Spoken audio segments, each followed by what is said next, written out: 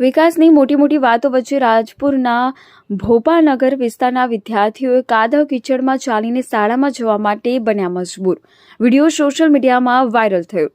ડીસામાં વિકાસની મોટી મોટી વાતો વચ્ચે ગટરમાં થઈને શાળાએ જવા માટે બાળકો મજબૂર બન્યા હોવાનો વિડીયો સોશિયલ મીડિયામાં વાયરલ થયો।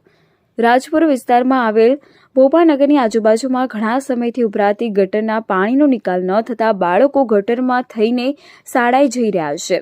ડીસાના રાજપુર વિસ્તારમાં છેલ્લા ઘણા સમયથી તૂટેલી ગટરોના કારણે લોકો ત્રાહિમામ પોકારી ઉઠ્યા છે।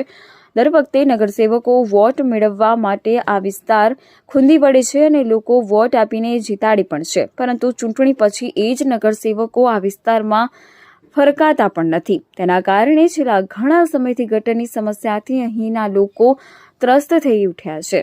ભોપાનગર વિસ્તારના માળીવાસ સહિત આજુબાજુમાંથી શાળાએ જતા વિદ્યાર્થીઓને ગંદા પાણીમાંથી પસાર થવું પડે છે। રાજપુર પ્રાથમિક શાળામાં જવા માટે પણ વિદ્યાર્થીઓને આ જ ગટરમાં થઈને પસાર થઈને જવું પડે છે। ત્યારે ડીસા શહેરમાં સ્વચ્છતા અભિયાનના ખુલ્લેઆમ ધજાગરા ઉડતા હોય તેવું નજરે પડી રહ્યું છે, જેને લઈને ચૂંટાયેલા સભ્યો પણ કાદવ કીચડની સમસ્યાને દૂર કરવા માટે નિષ્ફળ સાબિત થયા હોય તેવું દેખાઈ રહ્યું છે। સ્થાનિક લોકોની માંગ છે કે સ્થાનિક નગરસેવકો અને તંત્ર દ્વારા તાત્કાલિક આ સમસ્યાનો ઉકેલ લાવે તો લોકોની સમસ્યા દૂર થઈ શકે તેમ છે। આ અંગે સ્થાનિક રહેવાસી વેરસિંહભાઈએ જણાવ્યું હતું કે વર્ષોથી ભોપાનગરમાં આવેલી ગટર ખરાબ હાલતમાં પડી છે। રોજના 300થી પણ વધુ દેશનું ભવિષ્ય એવા વિદ્યાર્થીઓને રાજપુર પ્રાથમિક શાળાએ જવા માટે ખૂબ જ તકલીફ પડે છે અને વિદ્યાર્થીઓને પસાર થવા માટે પણ ગટરમાં થઈને જવું પડે છે।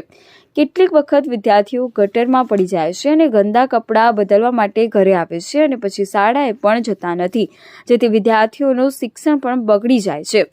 ત્યારે તો ઠીક, પણ ચોમાસામાં તો વિદ્યાર્થીઓ શાળાએ જવાનું પણ ટાળે છે।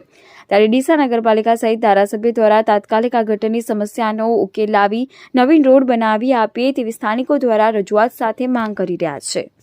ઓકે, મારું નામ વેરસી, ભોપાનગરમાં રહેવાનો। આ વર્ષોથી ગટર ખરાબ પડેલી છે। આ વર્ષોથી કોઈ આવતા નથી, નગરપાલિકાવાળા નથી આવતા અને બીજા કોઈ નથી આવતા સાંભળવા માટે, અને રોજના 300 છોકરા અહીંયાથી સ્કૂલ જવા, રાજપુર જવા માટે બહુ તકલીફ થાય। આ વરસાદના લીધે તો સ્કૂલો પણ જવાનું બંધ કરી નાખીએ અમે। કેટલા છોકરાઓ તો ગટરમાં પડી જાય, કપડાં બદલાવવા માટે ઘરે જાય તો પાછા સ્કૂલે જ નથી જતા, અને હેડવા માટે, અને કોઈ મરી જાય તો પણ સ્મશાન જવા માટે આ જ રસ્તો છે અમારો મેન, રાજપુર ને બજાર જવા માટે। આ કેટલા વર્ષોથી એમને એમ પડ્યું છે। ધારાસભ્યને અને નગરપાલિકાને હાથ જોડીને વિનંતી કરીએ કે ભાઈ આ તમે જેટલું થાય એટલું જલ્દીથી જલ્દી અમારું કામ સારું કરી દઈએ।